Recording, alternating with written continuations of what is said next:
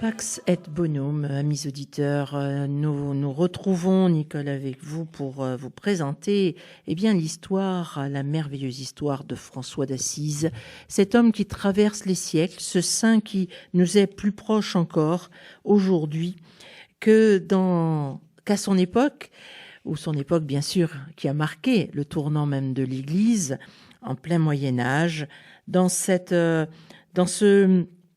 cheminement tout particulier que François réalise en son temps.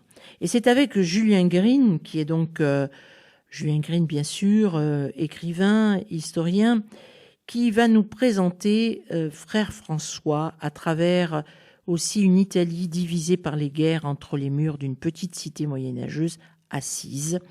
Donc Julien Green va en quelque sorte nous présenter ce chercheur de vérité, d'absolu, d'idéal, qui va trouver sens à sa vie en découvrant le Christ. Nous avons déjà, à travers aussi un premier témoin auquel a fait appel Julien Green, il s'agit du biographe et de l'époque, il s'agit de Thomas de Celano, poète de génie et frère aussi, franciscain. Donc, Julien Green nous a amené à découvrir aussi la maison paternelle de François, son père, sa mère. Découvrons aujourd'hui le début de François, son baptême et ses premiers pas dans le commerce paternel.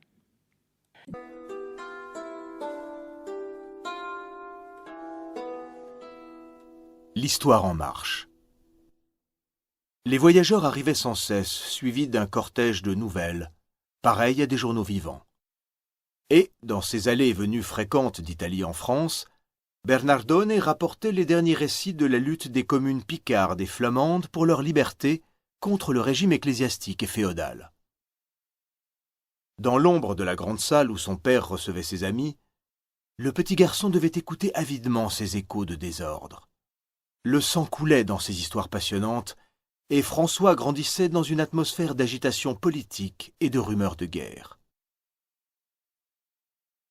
Déjà en Italie, 6 ans avant sa naissance, après de multiples échecs où Milan avait été rasé, la Ligue lombarde, ralliant Gênes et les cités du Pô, avait cette fois battu les troupes impériales, le 29 mai 1176, à Legnano, et obtenu de Frédéric Barberousse la reconnaissance de droits communaux qui ne laissaient à l'empereur que son image de marque, à savoir son titre, sa pompe et toutes les apparences inutiles du pouvoir.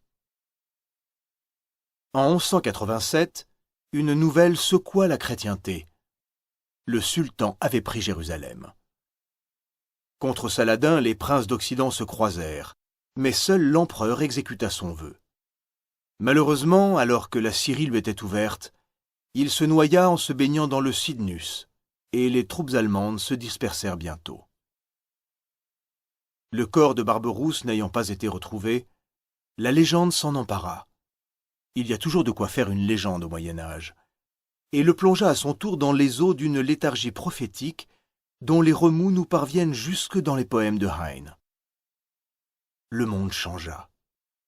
Il changeait, comme toujours en apparence, car les hommes, au fond, gardent les mêmes inquiétudes. Alors Henri VI, fils et successeur de Frédéric Barberousse, tomba à bras raccourcis sur l'Italie comme par vengeance familiale et reprit toutes les franchises accordées, installant ses lieutenants partout où un soulèvement était à craindre. C'était un grand homme long et pâle de 24 ans, immodéré dans la fatigue comme dans les plaisirs, et qui n'avait pour code de justice que sa propre loi. Il soutenait son sens des affaires par ruse et patience. Le mot de grâce n'existait pas pour lui. Il avait épousé Constance, héritière du royaume de Sicile, et cette grande femme blonde, élevée à Palerme chez les religieuses du Saint-Sauveur, puis à la cour de ses frères, véritable sultan baptisé, séduisit la cour nordique de son mari. D'amour entre eux, point. C'était un de ces mariages de raison d'État. La femme avait 11 ans de plus et l'homme le compensait par un autoritarisme sans nuance. Pour prendre possession de ses nouveaux fiefs, il se rendit à Messine, soumettant au passage à la manière forte les cités les plus effervescentes.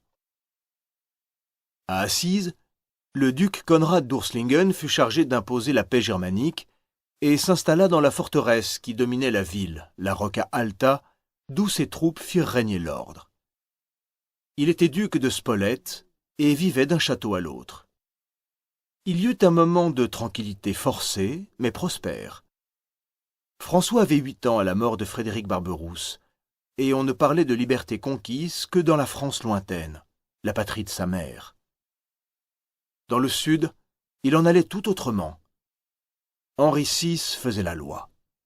Sa loi.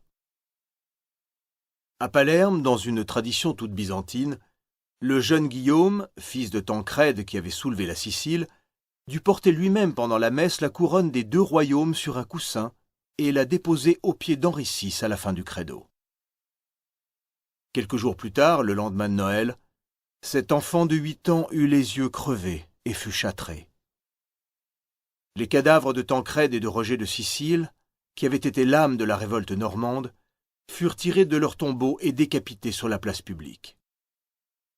La terreur marchait en avant d'Henri VI dans ses allées et venues à travers l'Italie méridionale. Des rumeurs atroces parvenaient des Pouilles. On apprenait que le comte Giordana, qui avait résisté, avait été arrêté et assis sur un siège de fer chauffé à blanc.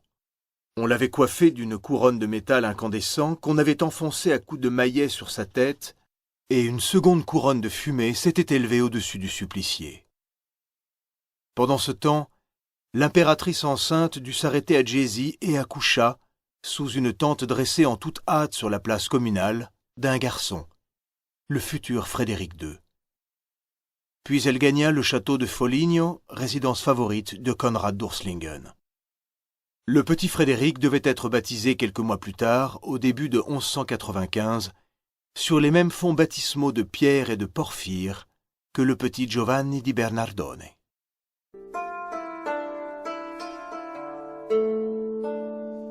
Baptême d'un roi. Ce fut dans la cathédrale de San Rufino qu'eut lieu la grande cérémonie qui se déroula avec toute la splendeur du Saint-Empire romain germanique. La foule en oublia pendant un jour sa haine de l'occupant et s'émerveilla devant une magnificence qui en imposait aux plus hostiles. François, présent à la fête, ouvrit les grands yeux de la 13e année pour ne rien manquer de l'éclat de tous ces tors et de toutes ces pierreries qui alourdissaient les chapes, les manteaux d'apparat et les tentures, la cohue des seigneurs, les héros d'armes avec leurs trompettes habillées de drapeaux, le tonnerre de cloches, les fanfares, puis, au fond du chœur illuminé, l'encens, les chants de triomphe et de joie, et la masse rouge des cardinaux comme du sang figé, lui donnaient de la Sainte Église une image resplendissante. Loin de savoir qu'elle était en péril, il n'en voyait que la pompe et la puissance apparente, et se félicitait d'être le fils d'une mère aussi glorieuse. Qu'eût-il pensé s'il avait su qu'un jour il allait l'empêcher de s'écrouler? À vrai dire, il avait des prémonitions, mais d'un tout autre ordre. Il se voyait prince comme ceux qui entouraient le petit roi, et ne s'en cachait pas. La gloire humaine, comme il la désirait. Je la donne à qui je veux, soufflait une voix. Derrière le comptoir. Comment aurait-il songé au salut de son âme en observant dans la ville, et certainement dans la boutique de son père, les seigneurs aux manières raffinées qui les séparaient du reste du monde? Le secret désir de leur ressembler se glissait dans le cœur de l'adolescent. Passé l'enfance, il devenait autre. Non pas mauvais, cela il ne le fut jamais, mais différent du petit garçon attentif au merveilleux des vies des saints. Et malgré tout, là encore, cavalcadait Saint-Georges dans son étincelante armure, comme si même au paradis, la chevalerie tenait sa place. Pour être chevalier, il fallait être seigneur. Ou bien, l'imagination de François en chavirait, pouvoir s'acheter une armure, partir pour la guerre, faire ses preuves. Si jamais une âme fut tentée, ce fut celle de François. Mais, comme l'âme était noble, ce n'était pas par la vulgarité qu'elle se laisserait prendre. Un idéal de choix était nécessaire. Dieu seul connaît le secret des cœurs. Quand le démon voit juste, ses vues sont courtes. Il ne réussit que dans l'immédiat. Le dernier mot ne lui appartient pas. François était trop intelligent pour ne pas pressentir le don suspect qu'il avait reçu de séduire. Lorsqu'il voyait les garçons de son âge privilégiés dès leur naissance, pouvait-il se retenir de penser « Pourquoi eux et pas moi ?» Mais dès 14 ans, il fallait quitter un peu les rêves et revenir au vrai, au magasin, où François travaillait tout de bon sous l'œil réaliste du père. Non sans une arrière-pensée commerciale, celui-ci voulait son fils vêtu de la façon la plus savamment recherchée, et avec quel enthousiasme il se voyait obéi. La mode, la toute dernière mode. Allons plus loin. La mode à tout prix, d'avant-garde, celle de France. Là était l'obsédant idéal. François servait de modèle, mais un modèle consentant, avec la fièvre de se surpasser. L'époque était aux folies vestimentaires. Le drap fin multicolore, les soieries délicates, le velours prestement étalé sur le large comptoir par ce jeune homme à la voix douce et rapide qui disait juste ce qu'il fallait, avec un tact inimitable. Quel magicien il était sans le faire voir. Les jeunes gens de grande famille à qui il parlait avec la nuance de respect voulu se sentaient un peu gauches devant ce vendeur 1000 fois plus élégant qu'eux, et qui, loin d'en avoir l'air, les poussait à la dépense. Au plumage, on connaît l'oiseau. Si l'argent n'était pas disponible, on attendrait. Le père approuvait d'un coup d'œil, ajoutant mentalement bois et prairies. Les pères paieraient les dettes de leurs galopins de fils en lopins de terre. Cette soie aux reflets chatoyants venait de Mossoul, et à Paris, elle était la préférée des connaisseurs. Pour la faire voir au grand jour et dans toute sa richesse, le vendeur avait le droit de la porter jusqu'au milieu de la rue, pas plus loin. Sauf s'il fallait auner les étoffes de largeur incertaine, et là, on allait jusqu'au bas de la tour de la commune, où dans la pierre étaient incrustés les étalons pour la soie, la toile et la laine. À quel jeu professionnel de la tentation se livrait le jeune François? Là comme ailleurs, il réussissait. Mais de quelle suggestion impossible à déceler n'était-il pas lui-même l'objet? Le père, en tout cas insensible au surnaturel, jubilait. Le jeune homme avait des dispositions évidentes. C'était un commerçant né, un cautus négociator. Qu'importait qu'en ville on murmurât un peu contre ces façons de seigneur qu'affectait le fils du drapier. À ses voisines qui lui rapportaient ces rumeurs, Picard répétait doucement que son François serait un fils de Dieu. Elle n'en bougeait pas.